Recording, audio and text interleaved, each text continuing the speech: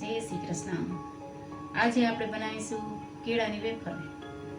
તેના માટે આપણે કાચા કેળા, સંચળ અને તીખાનો પાવડર અને ખમણી જોશે. આપણે આ વેફર આપણે ડાયરેક્ટ પાડીને બનાવવાની છે તેલમાં.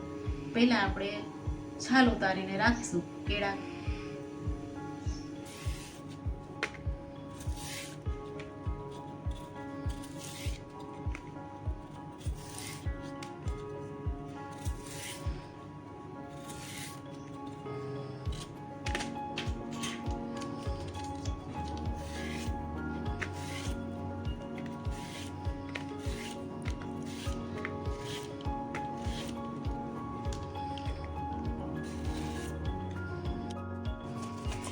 તેલ એકદમ ગરમ થઈ ગયું છે એટલે આપણે હવે એમાં કેળાની વેફર પાડી શકશું. થોડું પણ ઠંડુ તેલ હોય તો વેફર ચોટી જાય છે અને ગેસ પણ ફાસ્ટ જ હોવો જોઈએ.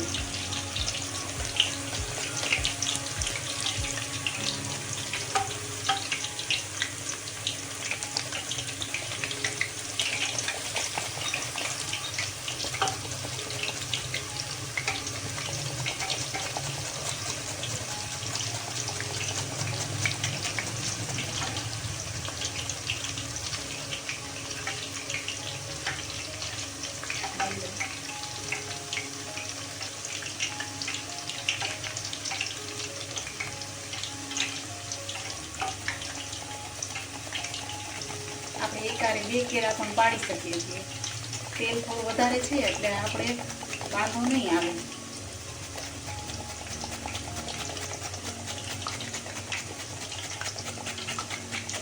હાથ જરા ઊંચો રાખો, નકર વરાળ લાગી જવાને થોડીક બીક લાગે છે.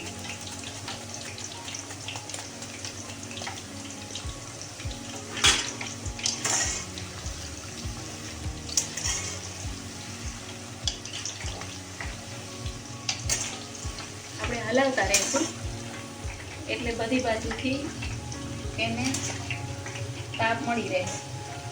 એક જગ્યાએ નકર ચોટી જશે.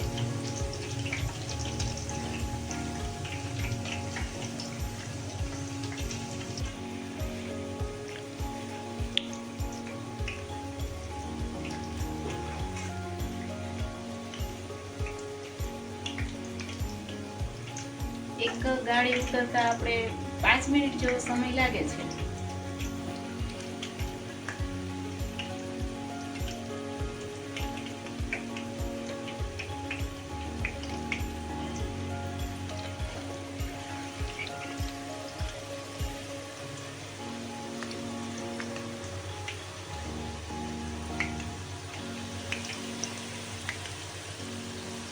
હવે તમે જોઈ શકો છો તળાઈ જવા આવી છે.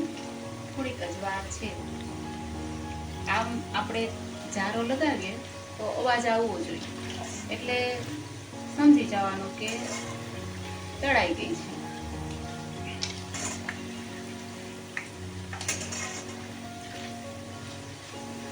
ટૂંકમાં ખખડે, આપણે એમ કહીએ ને આપણી ગુજરાતી ભાષામાં, એ રીતે. નકર હવા લાગેલી છે કાચી રહેશે.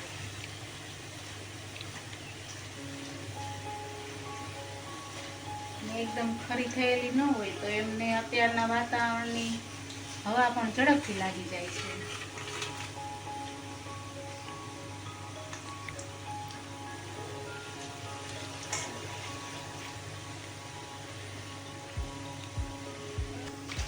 હવે જો આ થઈ ગઈ છે એટલે હવે આપણે બહાર કાઢી લઈશું.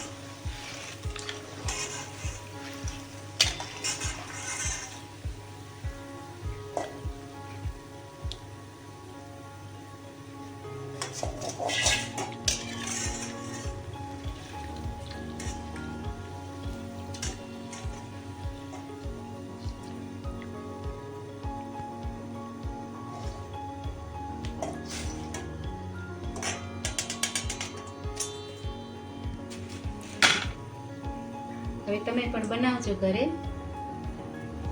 આવી જ વેફર.